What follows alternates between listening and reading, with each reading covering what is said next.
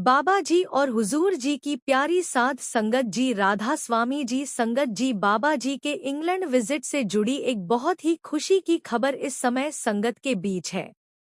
जैसा कि आप जानते हैं, बाबा जी अभी इंग्लैंड में ही हैं। रविवार 16 अगस्त को लंदन में बाबा जी ने संगत को पैदल दर्शन दिए और इसके बाद हाइनेस पार्क में संगत के साथ रूबरू होकर सवाल जवाब भी किए। और खुशी की बात यह है कि बाबा जी एक दिन में वापस बॉस लौटने वाले हैं। कल लंदन के कार्यक्रम में संगत का उत्साह देखते ही बन रहा था। बाबा जी के सामने संगत ने प्रेम और श्रद्धा के साथ कव्वालियां पेश की, गीत सुनाए और अलग अलग विषयों को लेकर बाबा जी से सवाल भी पूछे। बाबा जी भी संगत के बीच काफी प्रसन्न नजर आए और उन्होंने बहुत सहज भाव से संगत के साथ समय बिताया। इसके साथ ही 23 अगस्त को बेंगलुरु में होने वाले भंडारे को लेकर भी संगत में काफी उत्सुकता है। हर किसी के मन में यही उम्मीद है कि शायद बाबा जी स्वयं बेंगलुरु पहुंचकर संगत को दर्शन दें। इतना ही नहीं, यह भी संभावना जताई जा रही है कि वहां बाबा जी स्वयं सत्संग कर सकते हैं या फिर संगत के साथ सवाल जवाब का कार्यक्रम बाबा जी कर सकते हैं। हालांकि इन बातों को लेकर अभी निश्चित रूप से कुछ कहना मुश्किल है, क्योंकि बाबा जी के कार्यक्रमों के बारे में अंतिम निर्णय तो उनकी मौज के अनुसार ही होता है। संगत को बस इंतजार है कि कब बाबा जी अपनी कृपा करें और संगत को अपने दर्शन दें। कल लंदन में जिस तरह बाबा जी ने संगत के साथ प्रेम पूर्वक समय बिताया, उससे वहां मौजूद संगत के चेहरों पर भी खुशी साफ दिखाई दे रही थी। एक भाई ने कहा, बाबा जी, मैं लंदन में एक शराब बनाने वाली फैक्ट्री में काम करता हूँ। मेरा काम शराब की पेटियों को गिनकर गोदाम में रखवाने का होता है। तो क्या ऐसी जगह नौकरी करने से भी मेरे कर्म बन रहे हैं? बाबा जी ने समझाया कि बेटा, अगर आप खुद कोई गलत काम नहीं कर रहे तो आपका कोई कर्म नहीं बनेगा। लेकिन इंसान के मन पर माहौल का प्रभाव बहुत जल्दी पड़ता है। इसलिए अगर आपको कोई बेहतर नौकरी मिल जाए तो आगे बढ़ना ही सही रहेगा। हमारा मन जिस वातावरण में ज्यादा समय बिताएगा, उसी वातावरण का असर हमारे ऊपर होने लगेगा और हम भूले भटके गलत काम कर बैठेंगे। इसलिए सबसे जरूरी है मन को सत्संग और सिमरन से जोड़ो और अपनी तरफ से अपनी नौकरी में पूरी ईमानदारी से काम करो। सबसे पहले एक भाई ने बाबा जी के सामने अपनी बात रखते हुए कहा, बाबा जी, आपकी करीब 20 साल पहले जब मैं लंदन आया था, उस समय मेरे पास कुछ भी नहीं था, लेकिन आपकी कृपा से आज मेरा अपना कारोबार है, अपना घर है और जिंदगी में बहुत कुछ मिला है। फिर भी कई बार ऐसा लगता है कि सब कुछ होने के बावजूद मन के अंदर एक अजीब सी कमी बनी रहती है। आखिर ऐसा क्यों होता है? क्या इसकी वजह यह हो सकती है कि हम अपने मालिक से दूर होते चले जाते हैं? बाबा जी ने बहुत सहजता से समझाते हुए कहा, बेटा, इंसान की एक आदत है कि वह सुख और संतोष को हमेशा बाहर की चीजों में तलाशता रहता है। उसे लगता है कि अगर पैसा बढ़ जाए, घर अच्छा हो जाए, परिवार में सब ठीक रहे या समाज में इज्जत और पहचान मिल जाए तो मन को पूरी तसल्ली मिल जाएगी। लेकिन ऐसा जरूरी नहीं है। यह सारी चीजें जिंदगी को आराम जरूर दे सकती हैं, मगर मन को स्थायी चैन नहीं दे सकती, क्योंकि जिस सुकून की तलाश इंसान बाहर कर रहा है, उसकी असली जगह उसके भीतर है। जब हमारा ध्यान दुनिया की भागदौड़ में इतना उलझ जाता है कि मानो याद पीछे छूटने लगती है, तब धीरे-धीरे मन के अंदर बेचैनी और अधूरापन महसूस होने लगता है। बाहर से जिंदगी बिल्कुल ठीक दिखाई दे सकती है, लेकिन अंदर से इंसान परेशान हो सकता है। इसीलिए जब कभी तुम्हें लगे कि मन अशांत है या किसी बात की कमी महसूस हो रही है, तो हर बार बाहर की परिस्थितियों कुछ समय अंदर भी लौट कर देखो। शांत होकर बैठो, सिमरन करो और पूरे प्रेम से मालिक को याद करो, क्योंकि दुनिया हमें सुविधाएं दे सकती है, लेकिन जिस शांति की तलाश मन करता है वह मालिक की याद से ही मिलती है। जब मन का सहारा संसार से हटकर मालिक की तरफ होने लगता है तो धीरे धीरे भीतर का खालीपन भी भरने लगता है। फिर एक बहन ने कहा, बाबा जी, क्या कभी ऐसा भी होता है कि आपको संगत की गैर मौजूदगी में अकेलापन महसूस हो? जब संगत आपके पास नहीं होती उस समय आपके मन में क्या भाव रहता है?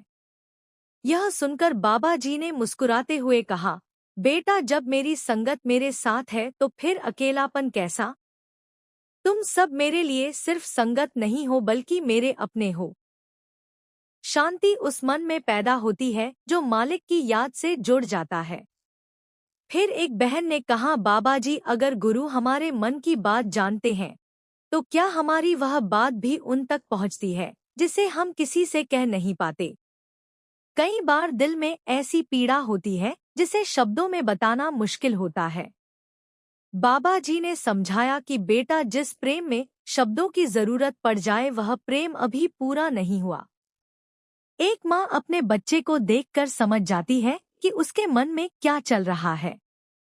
बच्चे को हर बात बताने की जरूरत नहीं पड़ती। उसी तरह सच्चा गुरु अपने शिष्य की आवाज केवल उसके शब्दों में नहीं, उसके भावों में सुनता है। तुम किसी के सामने अपने मन का दुख ना कह पाओ, अकेले में आंसू बहाओ, फिर भी मालिक से कुछ छिपा नहीं है। लेकिन एक बात याद रखना, सिर्फ अपनी इच्छाएं पूरी करवाने के लिए मालिक को याद करना प्रेम नहीं है। जब हम बिना किसी मांग के केवल उसके चरणों में अपना मन रख देते हैं तब भक्ति में सच्चाई आने लगती है। तुम्हारी जुबान चुप हो सकती है लेकिन तुम्हारे दिल की पुकार मालिक तक जरूर पहुंचती है। फिर एक भाई ने कहा, बाबा जी, अगर हमारे कर्मों के हिसाब से बहुत सी चीजें पहले ही तय हैं तो फिर इंसान को अपनी तरफ से कोशिश और मेहनत करने की क्या जरूरत है, क्योंकि सब यही कहते हैं जो किस्मत में होगा वही मिलेगा। बाबा जी ने समझाया, बेटा, किस्मत भी तो कर्म करने से ही बनेगी। अगर हम कर्म ही नहीं करेंगे तो फिर हमारी किस्मत का निर्माण कैसे होगा? कर्म हमें परिस्थितियों तक जरूर लेकर आते हैं, लेकिन उन परिस्थितियों में हमें किस तरह व्यवहार करना है यह हमारे हाथ में होता है। मान लो किसी रास्ते पर चलते हुए तुम्हारे सामने अचानक कोई मोड़ आ गया। मोड़ तक पहुंचना शायद तुम्हारे कर्मों का परिणाम हो, लेकिन वहां से कौन सा रास्ता चुनना है यह तुम्हारी समझ और विवेक पर निर्भर करता है। इसीलिए मुश्किल परिस्थिति देखकर तुरंत प्रतिक्रिया नहीं देनी चाहिए। कई बार समस्या अपने आप शांत हो सकती है, लेकिन हमारी जल्दबाजी और गुस्सा उसे और बड़ा बना देते हैं। मालिक ने हमें बुद्धि इसीलिए दी है कि हम हर परिस्थिति में सोच समझकर कदम उठाएं। कर्म रास्ता दिखा सकते हैं, लेकिन उस रास्ते पर चलने का तरीका हमारे हाथ में है। फिर एक भाई ने कहा, बाबा जी, क्या गुरु की कृपा से इंसान की किस्मत बदल सकती है? अगर जीवन में बहुत मुश्किलें लिखी हो तो क्या गुरु उन्हें पूरी तरह हटा सकते हैं? बाबा जी ने जवाब दिया, बेटा, गुरु हमारे जीवन को इस तरह नहीं बदलता कि हमारे सारे कर्म ही मिट जाए। गुरु उससे भी बड़ा काम करता है, वह हमारी सोच बदल देता है। पहले जिस परेशानी को देखकर हम टूट जाते थे, वही परेशानी सत्संग और नाम से जुड़ने के बाद हमें एक सीख देने वाली लगने लगती है। हमारा नजरिया बदल जाता है, समझ बढ़ती है और सही गलत में फर्क करने की शक्ति आती है। कर्मों की परिस्थितियां अपनी जगह हो सकती हैं, लेकिन नाम की ताकत इंसान को उन परिस्थितियों से गुजरने की हिम्मत देती है। गुरु रास्ते से कांटे हटाए यह जरूरी नहीं, वह हमें इतने मजबूत बना देता है कि कांटों पर चलना भी सीख जाते हैं। फिर एक बहन ने कहा, बाबा जी, जब इंसान अपने गुरु को याद करता है और दिल से उन्हें पुकारता है तो क्या गुरु भी कभी अपने शिष्य को उसी तरह याद करते हैं? गुरु और शिष्य के बीच इस प्रेम का असली रिश्ता क्या है? बाबा जी ने समझाया कि बेटा, गुरु और शिष्य का रिश्ता किसी दुनियावी रिश्ते जैसा नहीं होता। यह प्रेम और शब्द का रिश्ता है। गुरु को किसी शरीर या स्थान तक सीमित मत समझो। गुरु का असली स्वरूप शब्द है और वही शब्द हमारे भीतर मौजूद है। जब तुम सच्चे मन से गुरु को याद करते हो तो वह पुकार व्यर्थ नहीं जाती। तुम्हें भले ऐसा लगे कि तुम अकेले बैठे हो, लेकिन गुरु की मौजूदगी तुम्हारे साथ रहती है। इसलिए गुरु को बाहर ढूंढने से पहले अपने भीतर उस शब्द से जुड़ने की कोशिश करो। सच्चे प्रेम से की संगीत गई पुकार में दूरी नहीं रहती, वह सीधे गुरु तक पहुंचती है। फिर एक बहन ने कहा, बाबा जी, मेरे घुटनों में बहुत दर्द रहता है। कई बार इतनी तकलीफ होती है कि मैं ठीक तरह से बैठकर भजन सिमरन नहीं कर पाती। ऐसी हालत में मैं अपनी भक्ति कैसे निभाऊं? बाबा जी ने समझाया कि बेटा, भजन सिमरन शरीर को कष्ट देने का नाम नहीं है, यह तो प्रेम का रास्ता है। अगर शरीर किसी खास तरीके से बैठने की इजाजत नहीं देता तो अपने शरीर को तकलीफ देने की जरूरत नहीं। आप बैठने के तरीके को बदल सकते हो। जिस तरह आराम से बैठ सको उसी तरह बैठकर मालिक को याद करो। अगर ज्यादा देर नहीं बैठ पाती तो जितना संभव हो उतना करो, लेकिन मन की लगन को कमजोर मत होने दो। मालिक यह नहीं देखता कि प्रेमी कितनी देर एक ही मुद्रा में बैठा रहा। वह तो यह देखता है कि उस समय उसका दिल किसके साथ जुड़ा हुआ था। फिर एक बहन ने कहा कि बाबा जी, जब किसी प्रेमी के जीवन में दुख आता है और वह गुरु को याद करके रोने लगता है तो क्या गुरु भी उसके उस दर्द को महसूस करते हैं? बाबा जी ने कहा, बेटा, गुरु अपने शिष्य के दुख से अनजान नहीं होता। जब प्रेमी के दिल में दर्द होता है, उसकी आंखों से आंसू निकलते हैं, तो गुरु उस पीड़ा को समझता है। लेकिन गुरु का काम केवल हमारे दुख को महसूस करना नहीं है। वह चाहता है कि प्रेमी उस दुख के बाद और मजबूत होकर खड़ा हो। कई बार हमें लगता है कि हमारी पुकार सुनी नहीं जा रही, लेकिन गुरु भीतर से हमें संभाल रहा होता है।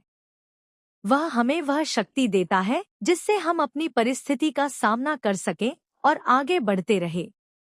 इसीलिए दुख में टूटने की बजाय मालिक को और सच्चे मन से याद करो। इसके बाद एक बहन ने बाबा जी से अपनी भावना साझा करते हुए कहा, बाबा जी, हमारे मन में अक्सर यह चाह रहती है कि कभी हमें आपके पास बैठने का अवसर मिले, आपके घर आने का सौभाग्य मिले और कुछ समय आपके सानिध्य में बिताने, संगीत को मिले। लेकिन कई बार मन में सवाल उठता है कि क्या गुरु अपने प्रेमियों को अपने पास नहीं बुलाना चाहते?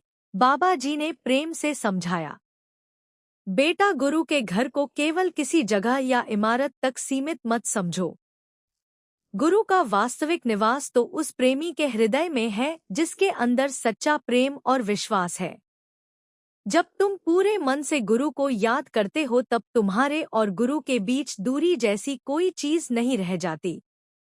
तुम चाहे दुनिया के किसी भी शहर में हो, किसी भी देश में बैठे हो, अगर तुम्हारा मन नाम और गुरु की याद में लगा हुआ है तो समझो गुरु तुम्हारे साथ ही है।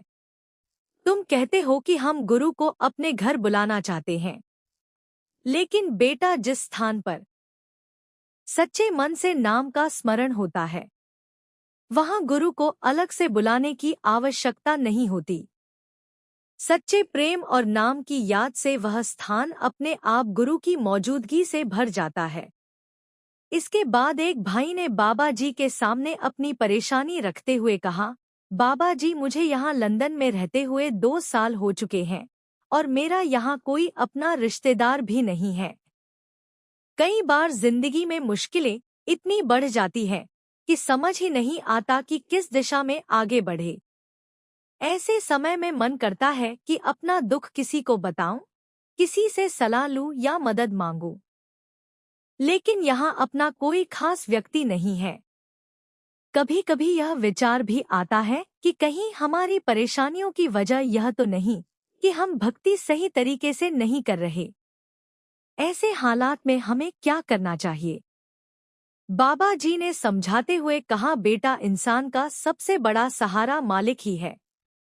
दुनिया में कोई व्यक्ति कितना भी साधन संपन्न हो या कितना भी साधारण जीवन जी रहा हो, मुश्किलें किसी न किसी रूप में हर किसी के जीवन में आती हैं। अगर किसी भक्त के जीवन में परेशानी आ गई तो इसका यह अर्थ नहीं कि उसकी भक्ति गलत है या पूरी दुनिया ही गलत दिशा में चल रही है। भक्ति का अर्थ यह नहीं कि इसके बाद जीवन में कोई कठिनाई नहीं आएगी। भक्ति हमें कठिन परिस्थितियों से बचाने से ज्यादा उन परिस्थितियों का सामना करने की ताकत देती है।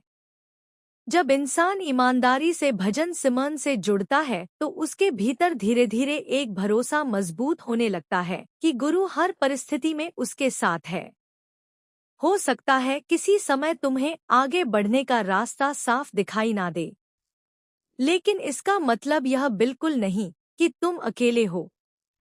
जैसे रात के अंधेरे में अगर कोई अपना हाथ पकड़कर तुम्हारे साथ चल रहा हो तो भले ही आगे का पूरा रास्ता नजर ना आए, फिर भी मन में उतना डर नहीं रहता, क्योंकि भरोसा होता है कि कोई अपना साथ चल रहा है। ठीक उसी तरह गुरु पर विश्वास इंसान को भीतर से हिम्मत देता है। इसलिए मुश्किल समय में घबराकर भक्ति से मुंह मत मोड़ो। ऐसे समय में तो गुरु की याद और भी ज्यादा मजबूती से पकड़नी चाहिए। परिस्थितियां कब बदलेंगी यह हम नहीं जानते, लेकिन गुरु पर भरोसा रखने वाला इंसान उन परिस्थितियों के बीच भी खुद को संभालना सीख जाता है। फिर एक भाई ने कहा, बाबा जी, हम अक्सर कहते हैं कि हमें मालिक पर पूरा भरोसा है, लेकिन जब कोई बड़ी परेशानी सामने आती है तो डर क्यों लगने लगता है? क्या इसका मतलब हमारा विश्वास कमजोर है? बाबा जी ने समझाया, बेटा, डर लगना इंसान की स्वाभाविक अवस्था है। असली परीक्षा डर के खत्म होने की नहीं, बल्कि डर के बावजूद मालिक पर भरोसा बनाए रखने की है। एक बच्चा जब अपने पिता का हाथ पकड़कर चलता है तो रास्ते में अंधेरा देखकर डर सकता है, लेकिन उसे यह विश्वास रहता है कि पिता उसके साथ है। इसी तरह जब जीवन में कोई कठिन समय आए तो अपने मन से यह मत कहो कि मेरे साथ ऐसा क्यों हुआ। बस इतना सोचो, मेरा मालिक मेरे साथ है और मुझे इससे गुजरने की शक्ति भी वही देगा। यही विश्वास धीरे धीरे डर को हिम्मत में बदल देता है। भरोसा वह नहीं कि तूफान कभी आएगा ही नहीं। भरोसा यह है कि तूफान में भी नाविक पर विश्वास बना रहे। फिर एक भाई ने कहा, बाबा जी, शादी के बाद घर परिवार की जिम्मेदारियां, संगीत इतनी बढ़ जाती हैं कि मन हर समय उन्हीं कामों में उलझा रहता है। ऐसे में भजन सिमरन के लिए पहले जैसा समय और ध्यान नहीं मिल पाता। गृहस्थ जीवन में इसे कैसे निभाया जाए? बाबा जी ने समझाया कि बेटा, जिम्मेदारियां बढ़ना भक्ति के रास्ते में रुकावट नहीं है। असली बात यह है कि हमारे मन में भजन सिमरन की कितनी अहमियत है।